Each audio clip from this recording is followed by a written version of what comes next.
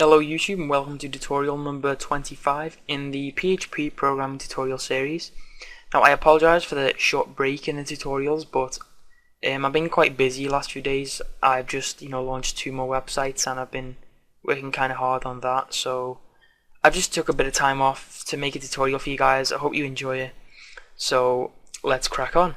So in the previous tutorial, if you can remember, we looked at the file get contents function, and that allowed us to get the contents of a text file, and also we can use that for other files as well. But in this video we're going to learn about the file put contents function, and what this function will allow us to do is actually, what it sounds like, put the contents into a file. So we'll actually be able to write text into a text file in this tutorial. Okay, so the first thing we need to do is obviously create our opening and closing PHP tags, and we'll just call this file put.php. Okay, and first of all we're going to declare the file that we want to put it into. So we'll just declare a variable called file, and this is going to have a full stop to indicate we're putting it in this directory, and we're going to /lines.txt.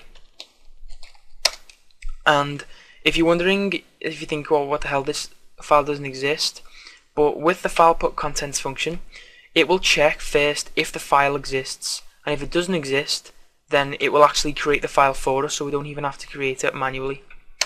Okay, so the next line we're going to put is we're going to create a variable to hold what we'll write into the file, and I just missed the equal sign here.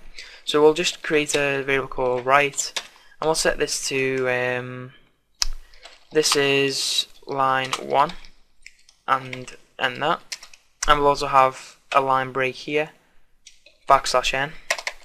Okay, and the way to use the file put contents function is similar to the file get contents function. You simply have to type file underscore put underscore contents, and then in the brackets we need to have 2 parameters, the 2 mandatory parameters, and that is number 1, the file that we want to write to, which we have stored here, and then number 2, the contents of which we want to write to the file, which is here in this write variable. So all we do is type the first, which is file, and then a comma, and then write, and then we'll just save this. And if we go and visit, we call it file put.php, and you'll see that nothing has happened. That's good. That's a good sign, because that means there's no errors. So if we load tutorials, you will see, where is it, lines.txt down here, and it'll say this is line 1. Okay, so that has worked all nice and fine, so we now know that this works. So let's say we want to write a new line.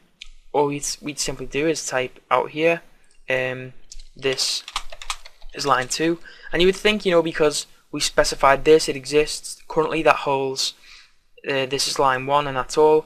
And since we're actually just putting the contents into it, it doesn't look like we're overwriting it. So if we save this and we go to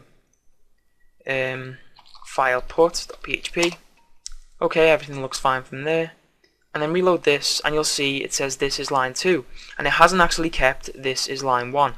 And the reason for that is we need to specify one more parameter what we can use, and that is to append or not. And to append is simply just to add on to the current content, so not delete what's already there.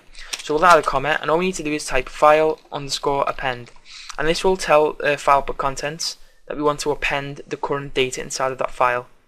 So if we go here and say this is line 3, save this, and then we go back to file put, and then back to the text file, and why didn't that, I think we need to reload it. No, oh yeah, there we go, and it says this is line 3. So now using the file underscore append parameter, it will not actually append the text.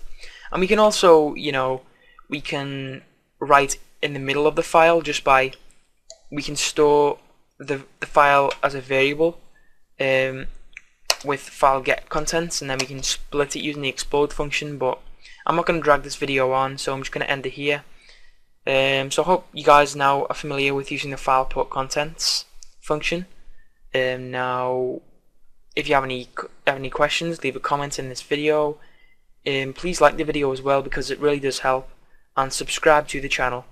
I kinda haven't really planned this video at all, sorry, I'm really busy right now, but many more tutorials will follow. And for a lot of questions I've been getting about MySQL, the next video after this one we will start MySQL, because that's what I was planning to, and everyone's asking me for it. So video number 26 will start MySQL.